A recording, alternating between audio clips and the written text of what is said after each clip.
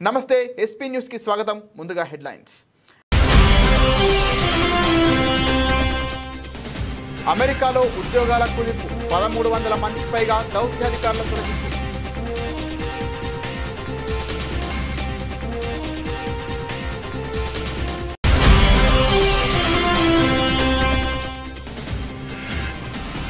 కుర్చీ పొందడం అంత ఈజీ కాదు, వచ్చిన అవకాశాన్ని వదులుకోకండి. డీకే శివకుమార్.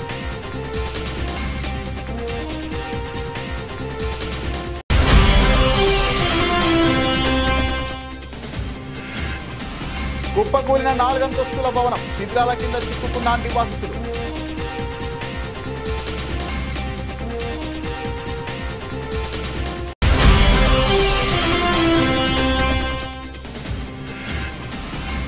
రోహిత్ చట్టాన్ని అమలు చేస్తాం, ఢిల్లీలో మీడియాతో బట్టి విక్రమార్క.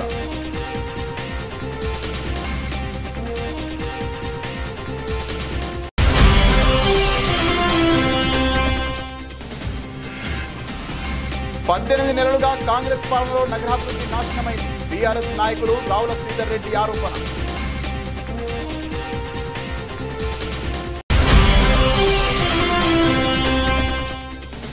ఏపీ రాజకీయాల్లో హాట్ టాపిక్ గా మారిన రప్ప రప్ప డైలాగ్. రప్ప రప్ప అంటూ వేలంబెర్రిగా మాట్లాడుతున్న పేర్ని నాని.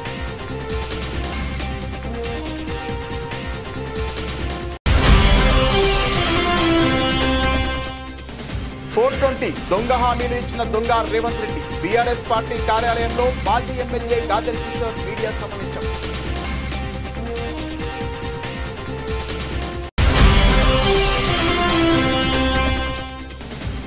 కాకునూరు గ్రామంలో గృహలక్ష్మి పథకాన్ని వెంటనే ఇవ్వాలని డిమాండ్. పోస్ట్ కార్డు ఉద్యమాన్ని ప్రారంభించారు MLC Kalvakuntla Kavitha.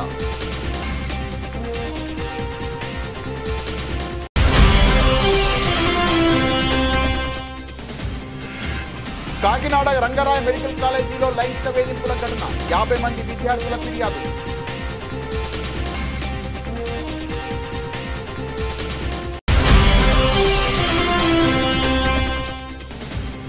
IT, auto, energy షేర్లలో భారీ అమ్మకాల ఒత్తిడి. కార్పొరేట్ ఫలితాల సీజన్ కు ఐటీ దిగ్గజం టీసీఎస్ నిరుత్సాహపూరితమైన ప్రారంభం. అమెరికాలో ఉద్యోగాల కుదింపు జరుగుతోంది. విదేశాంగ శాఖలో చర్యలు చేపట్టిన అధ్యక్షుడు డొనాల్డ్ ట్రంప్ యంత్రాంగం 1300 మందికి పైగా దౌత్యాధికారులను తొలగించేందుకు సిద్ధమైంది. ఆ జాబితాలో 1107 మంది సివిల్ సర్వెంట్లు, స్థానికంగా పనిచేస్తున్న 246 మంది దౌత్యవేత్తలు ఉన్నట్లు తెలుస్తోంది. వారందరికీ లే ఆఫ్ నోటీసుల జారీ మొదలైనట్లు సంబంధిత వర్గాలు తెలిపాయి. నోటీసులు అందుకున్న దౌత్యవేత్తలు, సివిల్ సర్వెంట్లను 120 రోజుల పాటు సెలవుల్లో ఉంచనున్నారని, ఆ తర్వాత అధికారికంగా ఉద్యోగం నుంచి తొలగిస్తారని తెలిసింది. వారిలో చాలా మందికి 60 రోజుల సమయం మాత్రమే ఇచ్చినట్లు సమాచారం. శాఖల పునర్వ్యవస్థీకరణలో భాగంగా దౌత్య ప్రాధాన్యాలపై దృష్టి పెట్టామని తాజా నోటీసుల్లో పేర్కొన్నట్లు తెలుస్తోంది. ట్రంప్ యంత్రాంగం ప్రణాళికను అధ్యక్షుడు ట్రంప్, విదేశాంగ మంత్రి మార్కో రూబియోతో పాటు వారి మిత్రపక్షాలు ప్రశంసిస్తున్నప్పటికీ ప్రస్తుత మాజీ దౌత్యవేత్తలు మాత్రం తీవ్రంగా వ్యతిరేకిస్తున్నారు. విదేశాల్లో ఇప్పటికే ఉన్న ముప్పుతో పాటు భవిష్యత్తులో ఎదురయ్యే సవాళ్లను ఎదుర్కొనే సామర్థ్యాన్ని తాజా చర్యలు బలహీనపరుస్తాయని వారు ఆందోళన వ్యక్తం చేశారు. కాగా విదేశాంగ శాఖలో ఉద్యోగాల కోతలను నిలిపివేయాలని కోరుతూ అమెరికన్ ఫారిన్ సర్వీసెస్ అసోసియేషన్ గత నెలలోనే ప్రభుత్వానికి విజ్ఞప్తి చేసింది. విదేశీ సేవలందించే ఈ విభాగానికి అంతరాయం కలిగించడం జాతీయ ప్రయోజనాలను ప్రమాదంలో పడేస్తోందని, ప్రపంచవ్యాప్తంగా ఉన్న అమెరికన్లపై ప్రభావం పడుతోందని అసోసియేషన్ అధ్యక్షుడు టామ్ యాజ్గెర్జీ అభిప్రాయపడ్డారు. అయితే అమెరికా ప్రభుత్వ వ్యయాల తగ్గింపు ప్రణాళికలో భాగంగా పెద్ద ఎత్తున ఫెడరల్ ఉద్యోగులను ట్రంప్ యంత్రాంగం తొలగిస్తోంది. ఇప్పటికే యుఎస్ ఎయిడ్, రెవెన్యూ సర్వీసెస్తో పాటు అనేక విభాగాల్లో భారీ సంఖ్యలో ఉద్యోగులను తొలగించారు.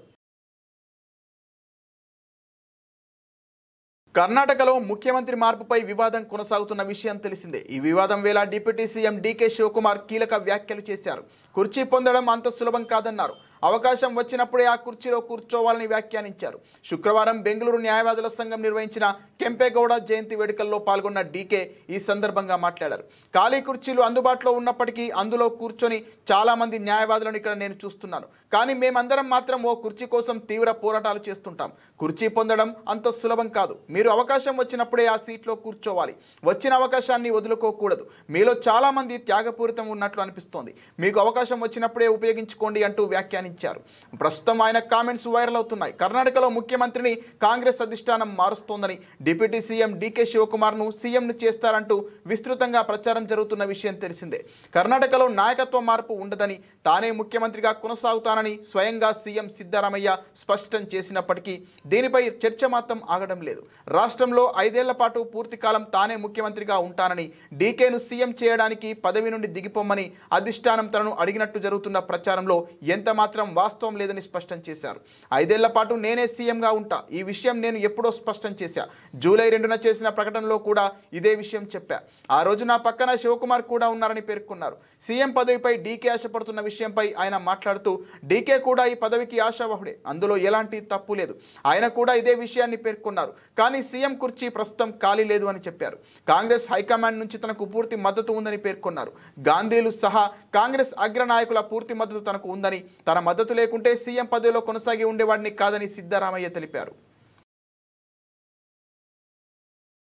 ఢిల్లీలోని సీలంపూర్ ప్రాంతంలో ఈ ఉదయం 4 అంతస్తుల భవనం కుప్పకూలింది. శిథిలాల కింద చిక్కుకున్న పలువురిని రక్షించేందుకు సహాయక కార్యక్రమాలు కొనసాగుతున్నాయి. ఇప్పటి వరకు 4-4 రక్షించి ఆసుపత్రికి తరలించారు. శిథిలాల కింద ఇంకా పలువురు చిక్కుకొని ఉండవచ్చని అధికారులు చెబుతున్నారు. స్థానికులు కూడా సహాయక కార్యక్రమాల్లో పాలు పంచుకుంటున్నారు. సమాచారం అందుకున్న వెంటనే ఘటనా స్థలానికి చేరుకున్న అగ్నిమాపక సిబ్బంది సహాయక చర్యలు చేపట్టారు. భవనం కుప్పకూలినట్లు ఉదయం 7 గంటలకు ఫోన్ కాల్ వచ్చినట్లు పోలీసులు తెలిపారు. ఉదయం తాను మంచంపై ఉండగా పెద్ద శబ్దం వినిపించిందని, బయటకు వచ్చి చూస్తే ఆ ప్రాంతమంతా దట్టంగా దుమ్ము పేరుకుపోయి ఉందని, అందరూ ఏడుస్తున్నారని ప్రత్యక్ష సాక్షి ఒకరు తెలిపారు. భవనం కూలినప్పుడు అందులో ఎంతమంది ఉన్నారన్న విషయం తెలియరాలేదు. కానీ ఒక కుటుంబంలో 10 మంది ఉంటారని, వారి పరిస్థితి ఏంటో తెలియదని ఆ సాక్షి పేర్కొన్నారు. హైదరాబాద్ సెంట్రల్ యూనివర్సిటీ విద్యార్థి రోహిత్ వేముల చావుకు కారణమైన వ్యక్తులపై చర్యలు తీసుకోకుండా వారికి పదోన్నతులు, ప్రోత్సాహకాలు అందించిన బీజేపీ ప్రభుత్వం దేశ ప్రజలందరికీ క్షమాపణలు చెప్పాలని డిమాండ్ చేశారు. శుక్రవారం ఆయన ఢిల్లీలోని ఏఐసీసీ కేంద్ర కార్యాలయం ఇందిరాభవన్లో AICC SC wing chairman Rajendra Pal గౌతమ్తో కలిసి మీడియాతో మాట్లాడారు. ఆనాడు పోలీసులపై ఒత్తిడి తెచ్చి కేసు నమోదు చేయించిన నాటి ఎమ్మెల్సీ రామచంద్రరావును బీజేపీ తెలంగాణ రాష్ట్ర అధ్యక్షుడిగా నియమించారని, రోహిత్ ఆత్మహత్యకు ప్రధాన కారకుడిగా భావిస్తున్న సుశీల్ కుమార్ను ఢిల్లీలో అసిస్టెంట్ ప్రొఫెసర్గా నియమించారని విమర్శించారు. రాహుల్ గాంధీ చెప్పినట్టుగానే రోహిత్ వేముల చట్టాన్ని త్వరలో తెలంగాణ ప్రభుత్వం తీసుకొస్తోందని డిప్యూటీ సీఎం మల్లు భట్టి విక్రమార్క తెలిపారు. Today I have come here to address the case which has really shaken this country in 2017 when Sri Rohit Vemula, who committed suicide in University of Hyderabad, and which has really made the entire country to think about it, what is happening under the BJP ruling. Sri Vemut Rohit was a PhD scholar and he was an active member in Ambedkar Students Association. For the discrimination what he was facing in the University of Hyderabad, he along with few friends thought that they'll bring the issues to the authorities of the university for the self-respect and social justice for the Dalits. When he was fighting for the self-respect and social justice under the leadership of BJP, the students wing of BJP, the AVP, led by one Mr. Sushil Kumar, filed a false case and brought lot of pressure on the university authorities to book the cases, to rusticate them from the university, and finally making them to feel so bad, and which has led to the most unwanted thing which has taken place in this country of, like, Rohit Vemula committing suicide. Even in his suicide note, he has mentioned it very clearly that this is institutional murder. And even while, much before committing suicide, he wrote a letter to the then Vice Chancellor, saying that the plight of the university and particularly the weaker sections, instead of giving an admissions, better you give us a poison or a rope whereby we can die hanging ourselves. That shows how the highest educational central universities under the direct control of the union government of the BJP government thinks. So when this kind of incident has taken place, our leader Sri Rahul Gandhi ji came to the University of Hyderabad, stood for the cause of the social justice and self-respect, and he was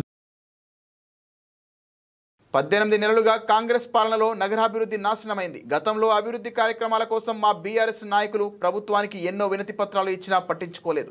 కానీ ఇప్పుడు ఉప ఎన్నిక త్వరలో రానున్నదని మంత్రులు హడావుడిగా బయలుదేరారు. వ్యవసాయ మంత్రి, కార్మిక మంత్రులకు జూబ్లీహిల్స్ నియోజకవర్గంతో ఏం సంబంధం? సొంత డివిజన్ను పట్టించుకొని మేయర్ జూబ్లీహిల్స్లో తిరుగుతున్నారు. చాలా చోట్ల వీధి కుక్కల బెడద ఉంది. చెత్త కూడా తీయడం లేదు, వీధి దీపాలు కూడా వెలగడం లేదు. ఇవన్నీ పట్టించుకోకుండా జూబ్లీహిల్స్లో ఉప ఎన్నిక ఉందని మంత్రులు ప్రజలను మభ్యపెడుతున్నారని బీఆర్ఎస్ నాయకులు రావుల శ్రీధర్ రెడ్డి అన్నారు. జూబ్లీహిల్స్ నియోజకవర్గంలో నగర ఇన్ఛార్జ్ మంత్రి పొన్నం ప్రభాకర్ గారు, వ్యవసాయ శాఖ మంత్రి తుమ్మల నాగేశ్వరరావు గారు, కార్మిక శాఖ మంత్రి వివేక్ వెంకటస్వామి గారు, నగర మేయరు విజయలక్ష్మి గారు, కలెక్టరు ఓ పెద్ద మంది మార్బలంతో కొన్ని సీసీ రోడ్లకు శంకుస్థాపన చేసింది. నాకు అర్థం కాలేదు ఏంటంటే గత 18 నెలల కాంగ్రెస్ పరిపాలనలో నగరంలో పరిస్థితులన్నింటినీ కూడా అస్తవ్యస్తం చేసింది కాంగ్రెస్ పార్టీ. పరిపాలన అంతా కూడా మంటగలిసిపోయింది. చాలా చోట్ల వీధి దీపాలు కూడా వెలుగుతలేవు.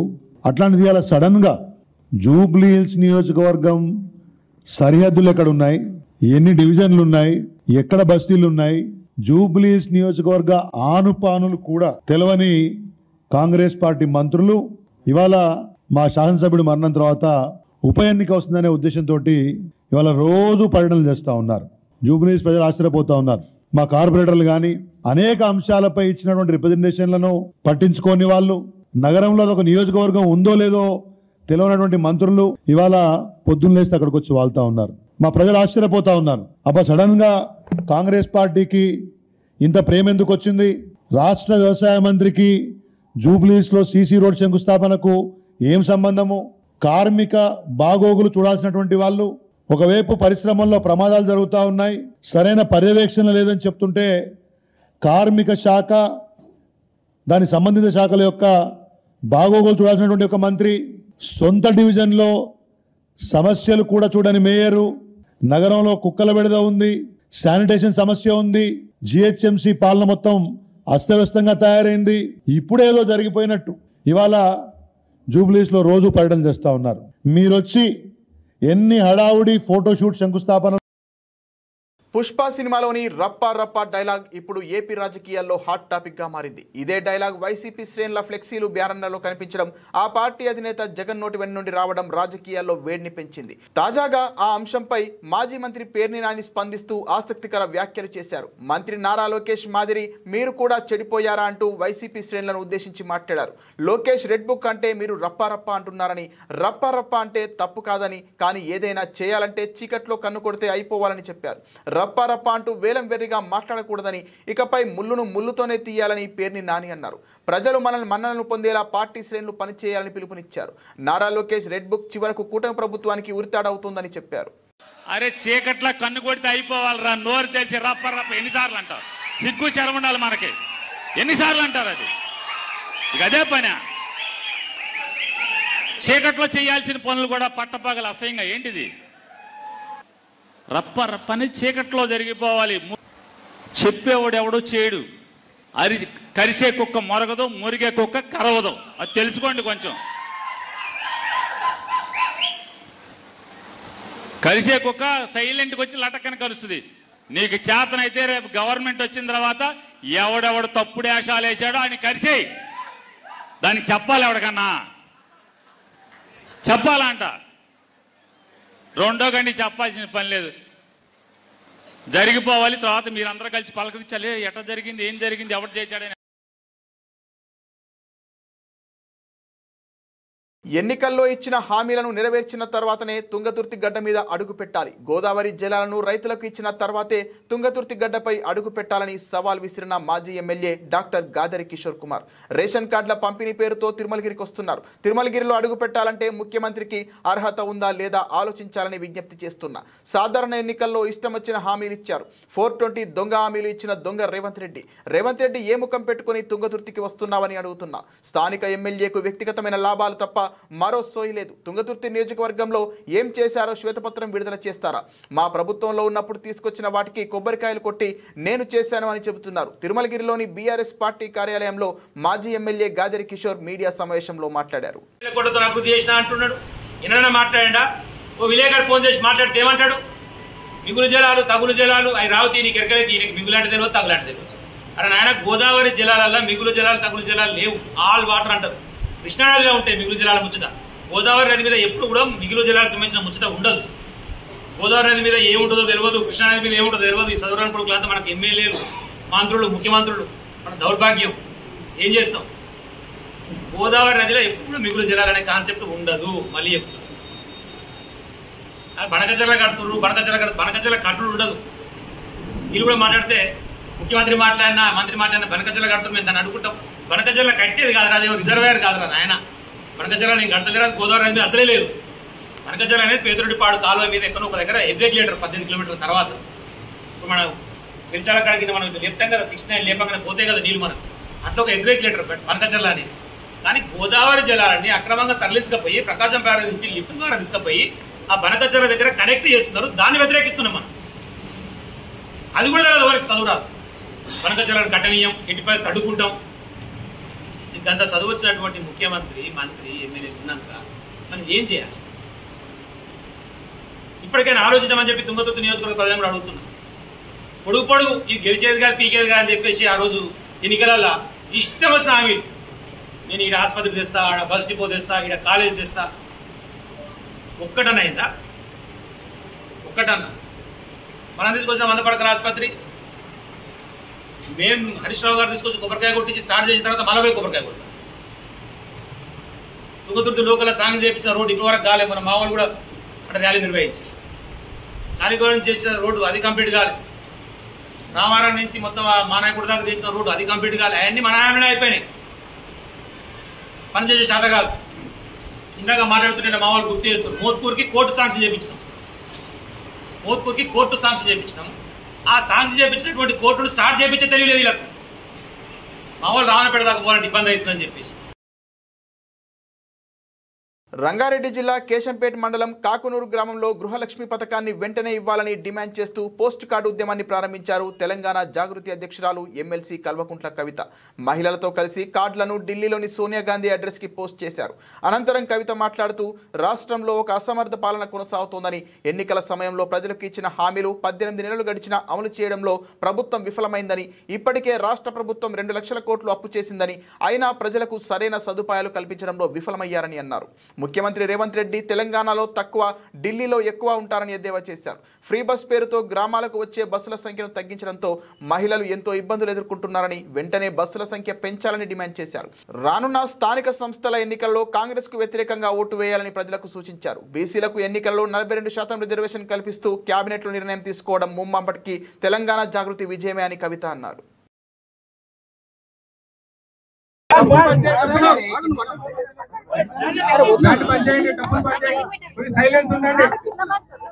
జై తెలంగాణ.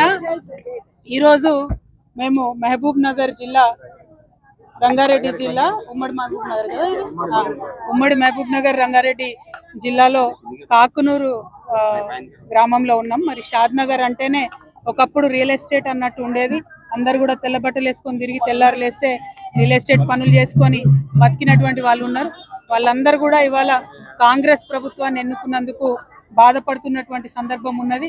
రియల్ ఎస్టేట్ అంతా కూడా కుప్పగూలిపోయినటువంటి సందర్భం ఉన్నది. 1 ఎకరం అమ్ముకుంటే మరి ఆడబిడ్డ పెళ్ళైతుందన్న విశ్వాసం కూడా పోయినటువంటి సందర్భం ఉందని చెప్తా ఉన్నారు. అట్లానే మహిళలకు 2500 రూపాయలు ఇవ్వడంలో ఈ కాంగ్రెస్ ప్రభుత్వం, సోనియా గాంధీ గారు స్వయంగా సంతకం పెట్టించినటువంటి గ్యారంటీ ఫెయిల్ అయిన ప్రభుత్వము ఎన్నికలప్పుడు ఇచ్చినటువంటి హామీ ఏంటిది? 42% రిజర్వేషన్ ఇస్తామని.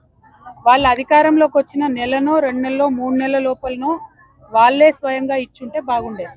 కానీ అన్ని పార్టీలు అందరూ, ముఖ్యంగా జాగృతి, రోడ్డు మీద దిగి ఉద్యమాలు చేసి ప్రతి జిల్లాలో రౌండ్ టేబుల్ సమావేశాలు పెట్టి ఢిల్లీ నుంచి గల్లీ వరకు అన్ని చోట్ల కూడా ఈ బీసీలకు సంబంధించిన సమస్యలు లేపేంత వరకు కూడా కదలిక లేకపోవడం, కేవలం కేంద్రం వైపు బిల్లును దోసేసి చేతులు దులుపుకుంటామన్నటువంటి వాళ్లకు లేదు మీరు గల్లీలోనే చేయాలని చెప్పి మేము డిమాండ్ చేయడం వల్ల ఇవాళ అది సాధ్యమైంది అన్నటువంటిది ప్రజల ముందున్నటువంటి వాస్తవం.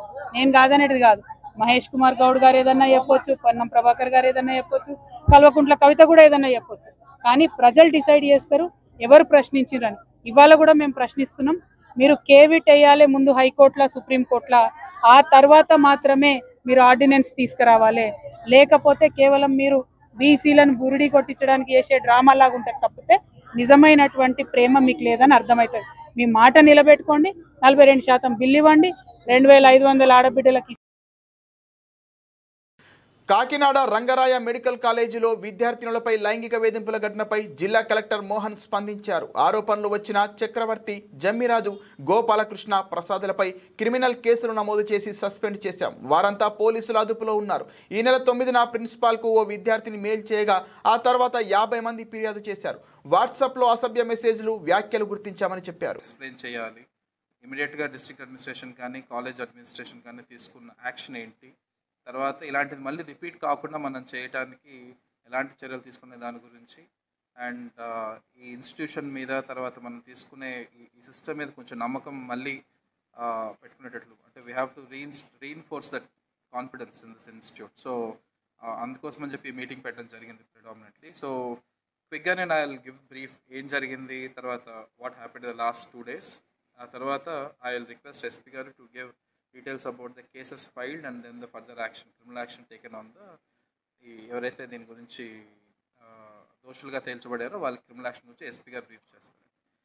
సో 9th అరౌండ్ 10 o'clock టైంకి మనకి మన రంగరాయ మెడికల్ కాలేజ్ ప్రిన్సిపల్ ఈమెయిల్కి ఒక అనానిమస్ మెయిల్, అంటే ఎలాంటి అడ్రస్, పేర్లు అవేం లేకుండా ఒక వ్యక్తి గురించి Kalyan Chakravarthy, Vadarevu Kalyan Chakravarthy, and he is lab attendant in biochemistry lab. So ఈ ల్యాబ్ అటెండెంట్ వాళ్ళతో ఇన్అప్రాపరియేట్గా బిహేవ్ చేస్తున్నాడు, ఎస్పెషల్లీ గర్ల్స్. ఆల్మోస్ట్ ఒక 50 to 60 పారామెడికల్ కోర్స్ చేస్తున్న గర్ల్స్ ఉన్నారు. సో ఈ girls especially sexual harassment allegations చేస్తూ ఇన్అప్రాపరియేట్గా బిహేవ్ చేస్తున్నారు. తర్వాత ఫిల్దీ లాంగ్వేజ్ మాట్లాడుతున్నారు. తర్వాత మెసేజెస్ కూడా అబ్సీన్ మెసేజెస్ పంపిస్తున్నారు, and for with a lady and especially student of that age. So ఆ ఆస్పెక్ట్లో మనకు ఒక కంప్లైంట్ పెట్టడం జరిగింది. ఇమీడియట్లీ ప్రిన్సిపల్ గారు he has taken an action from his side. So every institute, especially ఇలాంటి లార్జ్ ఇన్స్టిట్యూట్స్లో ఒక విమెన్ హరాస్మెంట్ సంబంధించి, తర్వాత ఇలాంటి విమెన్ రిలేటెడ్ ఇష్యూస్ గురించి ఒక కమిటీ ఉంటుంది. సో లైక్ కలెక్టరేట్లో మాకు ఎలా ఉంటుందో కమిటీ, అలాగా ఎవ్రీ ఇన్స్టిట్యూట్లో అలాగా ఒక కమిటీ పెట్టుకోవడం జరుగుతుంది. And Rangaraya medical college has a very strong committee which has, అంటే కమిటీలో ఎన్జిఓస్ వైపు ఐటీ, ఆటో, ఎనర్జీ షేర్లలో భారీ అమ్మకాల ఒత్తిడి శుక్రవారం మార్కెట్ను కుంగదీసింది. కార్పొరేట్ ఫలితాల సీజన్కు ఐటీ దిగ్గజం టీసీఎస్ నిరుత్సాహపూరితమైన ప్రారంభం అందించడం ఐటీ, ఆటో, ఇంధన కౌంటర్లలో అమ్మకాల ఒత్తిడిని పెంచింది. దీనికి తోడు టారిఫ్ సంబంధిత అస్థిరతలు, ప్రపంచ మార్కెట్ల నుంచి అందిన మిశ్రమ సంకేతాలు మార్కెట్పై ప్రభావం చూపాయి. సెన్సెక్స్ 689.91 పాయింట్ల నష్టంతో 82,500.47 వద్ద స్థిరపడగా, నిఫ్టీ 205.40 పాయింట్ల నష్టంతో 25,149.85 వద్ద క్లోజ్ అయింది. రిజిస్టర్ కాని ఆన్లైన్ బాండ్ వేదికలను నమ్మొద్దు. వివిధ స్థిరాయిదారులు పెట్టుబడి సాధనాలకు ప్రవేశం కల్పిస్తున్న రిజిస్టర్ కాని ఆన్లైన్ బాండ్ ప్లాట్ఫామ్స్ను విశ్వసించవద్దని బీఎస్ఈ, ఎన్ఎస్ఈ తమ ఇన్వెస్టర్లను హెచ్చరించాయి. ఆన్లైన్ బాండ్లతో పెట్టుబడులు పెట్టే సమయంలో కంపెనీలకు సంబంధించిన విశ్వసనీయ అంశాలను పరిశీలించాలని తెలిపాయి. ప్రధానంగా బాండ్ల క్రెడిట్ రేటింగ్, జారీ చేస్తున్న సంస్థ చెల్లింపుల రికార్డు, లిక్విడిటీ, సెటిల్మెంట్, కాలపరిమితి, పన్నుభారం వంటివి పరిశీలించాలని సూచించాయి. 25వ గ్రాండ్ స్లామ్ టైటిల్ కొట్టాలన్న జకోవిచ్ ఆశకు మళ్లీ బ్రేక్ పడింది. వింబుల్డన్ సెమీస్ మ్యాచ్లో అతను వరల్డ్ నెంబర్ 1 సిన్నర్ చేతిలో ఓటమి పాలయ్యారు. 6-3, 6-3, 6-4 స్కోరుతో 38 ఏళ్ల జకోవిచ్ పరాజయం పాలయ్యారు. అయితే ఆల్ ఇంగ్లాండ్ క్లబ్లో ఇదేమీ తన ఫేర్వెల్ మ్యాచ్ కాదని జోకో చెప్పాడు. వింబుల్డన్ కెరీర్ను ఇవాళ్టితోనే ముగించాలని భావించడం లేదన్నారు. ఖచ్చితంగా మళ్లీ వస్తానని, కనీసం ఒక్కసారైనా మళ్లీ వింబుల్డన్లో ఆడనున్నట్టు జకోవిచ్ తెలిపాడు. గతంలో వింబుల్డన్లో రోజర్ ఫెదరర్ 8 సార్లు టైటిల్ సాధించారు. ఆ రికార్డును సమన్ చేయాలని జకోవిచ్ ట్రై చేస్తున్నాడు. కానీ ఈసారి కూడా జోకో ప్రయత్నం ఫలించలేదు. క్వార్టర్స్ మ్యాచ్లో టైంలో స్వల్పంగా గాయపడ్డ జకోవిచ్ సెమీస్లో కష్టంగా మూమెంట్స్ ఇచ్చాడు. గాయం గురించి మాట్లాడాలని లేదని, ఉత్తమమైన ఆట ఆడేందుకు ఇష్టపడతానని జోకో చెప్పాడు. అనుకున్నట్లుగా కోర్టులో కదలలేకపోయానని, దాని పట్ల కొంత నిరాశగా ఉందన్నాడు. 3వ సెట్కు ముందు ట్రైనర్తో ట్రీట్మెంట్ చేయించుకున్న జోకో ఆ తర్వాత కొంత రాణించినా మళ్లీ వరుసగా 6 గేమ్లను కోల్పోయాడు. ఫిట్నెస్ సమస్యలు ఉన్న జోకో మాత్రం చాలా దూకుడుగానే ఆడుతున్నాడు.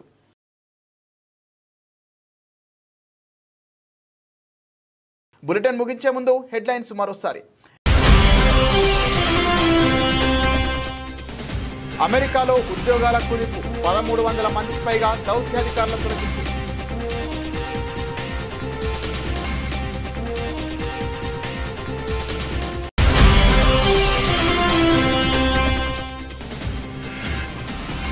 కుర్చీ పొందడం అంత ఈజీ కాదు, వచ్చిన అవకాశాన్ని వదులుకోకండి. డీకే శివకుమార్.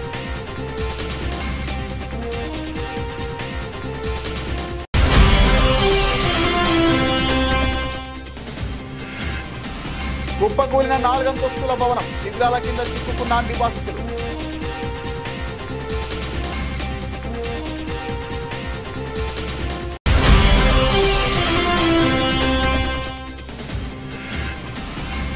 రోహిత్ చట్టాన్ని అమలు చేస్తాం, ఢిల్లీలో మీడియాతో బట్టి విక్రమార్క.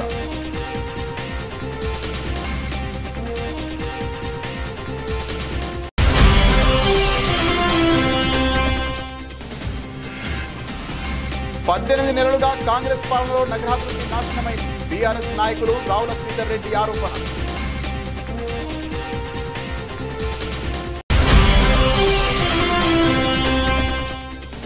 ఏపీ రాజకీయాల్లో హాట్ టాపిక్ గా మారిన రప్ప రప్ప డైలాగ్. రప్ప రప్ప అంటూ వేలంబెరిగా మాట్లాడుతున్న పేర్ని నాని.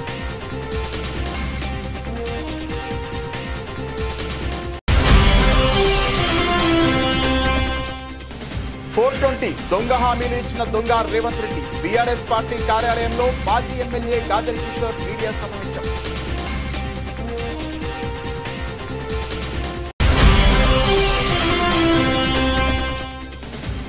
కాకునూరు గ్రామంలో గృహలక్ష్మి పథకాన్ని వెంటనే ఇవ్వాలని డిమాండ్. పోస్ట్ కార్డు ఉద్యమాన్ని ప్రారంభించారు MLC Kalvakuntla Kavitha.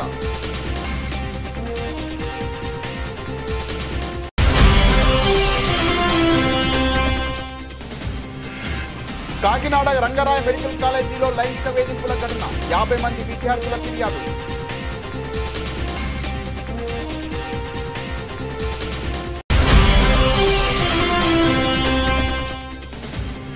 IT, auto, energy షేర్లలో భారీ అమ్మకాల ఒత్తిడి. కార్పొరేట్ ఫలితాల సీజన్ కు ఐటీ దిగ్గజం టీసీఎస్ ఉత్సాహపూరితమైన ప్రారంభం. ఇది వాటి బులెటిన్. మరిన్ని వార్తల సమాహారంతో మళ్ళీ కలుద్దాం.